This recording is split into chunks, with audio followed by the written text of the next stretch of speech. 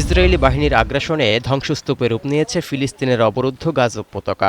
বিভিন্ন শহরে বাড়িঘর ধুলার সঙ্গে মিশিয়ে দেয় দক্ষিণের সবচেয়ে বড় শরণার্থী শিবির রাফা শহরে যে ১৫ লাখ বাস্তুচ্যুত গাজাবাসী আশ্রয় নিয়েছিলেন তাদের জীবনও আজ বিপন্ন। ৬ মে থেকে এখন পর্যন্ত ৫ বার উচ্ছেদের হুকুম জারি করায় ইসরায়েলি বাহিনীর হামলার আতঙ্কে এখন পর্যন্ত রাফা ছেড়েছেন ৬ লাখ বাস্তুচ্যুত ফিলিস্তিনি, যাদের মধ্যে গত দুদিনেই গেছেন ১.৫ লাখ। উত্তর ও মধ্যাঞ্চলের শহরগুলোতেও হামলা অব্যাহত থাকায় প্রাণ রক্ষায় ছুটে চলাদের বেশিরভাগেরই জানা নেই আশ্রয় নেবেন কে কোথায়। والهدوء هي طبوا جزاير لسه طب يقولوا سحبوا قتلوا الناس اجينا في المدارس هذول شربنا جينا لقيناهم مدمرين ولا حاجه لقينا ইসরায়েলি বাহিনীর বর্বরতার মধ্যেও থেমে নেই গাজার স্বাধীনতাকামী গোষ্ঠী হামাস। তাদের উপরও চালানো হচ্ছে আক্রমণ, প্রাণও যাচ্ছে অনেক ইসরায়েলি সেনার। এমনকি যুদ্ধবিরতি আলোচনায় অচলাবস্থার জন্য একমাত্র ইসরায়েলকে দুষছে সংগঠনটি।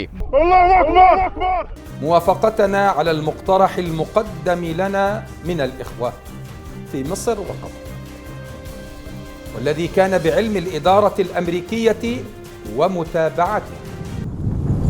এদিকে ইসরায়েলের প্রধানমন্ত্রী বলছেন, হামাসের হাতে গাজার নিয়ন্ত্রণ থাকা অবস্থায় কার্যত কোনো সমাধানে পৌঁছানো সম্ভব না। সেখানে ফিলিস্তিন শাসনের জন্য বিকল্প কাউকে প্রয়োজন বলেও মন্তব্য করেন তিনি। חיסול החמאס הוא צעד הכרחי. הוא צעד הכרחי כדי להבטיח שביום שאחרי לא יהיה בעזה אף גורם שיאיים עלינו.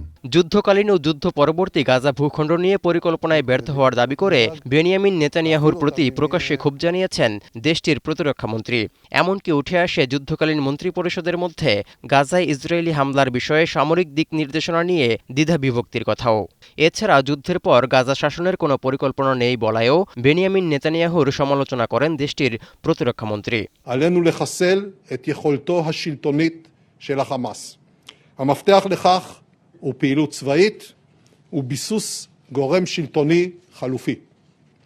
בהיעדר חלופה כזו ייוותרו רק שתי אפשרויות גרועות. এদিকে ফিলিস্তিনিদের ভূমি দখল করে ইসরায়েল রাষ্ট্র প্রতিষ্ঠার ৭৬ বছর পরও তাদের উপর নির্যাতন, দখলদারিত্ব ও বর্বরতা না থামায় বেশ কয়েক সপ্তাহ ধরেই বিক্ষোভে উত্তাল যুক্তরাষ্ট্রের বিভিন্ন বিশ্ববিদ্যালয় ক্যাম্পাস।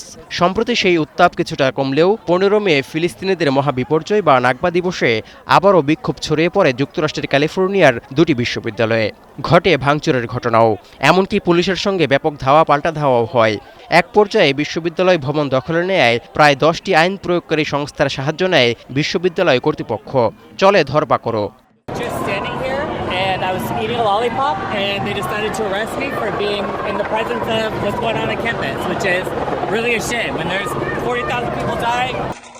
ফিলিস্তিনের স্বাস্থ্য বিভাগের তথ্য বলছে ৭ অক্টোবর থেকে এখন পর্যন্ত ইসরায়েলি আগ্রাসনে গাজায় প্রাণহানি ৩৫,২০০ ছাড়িয়েছে।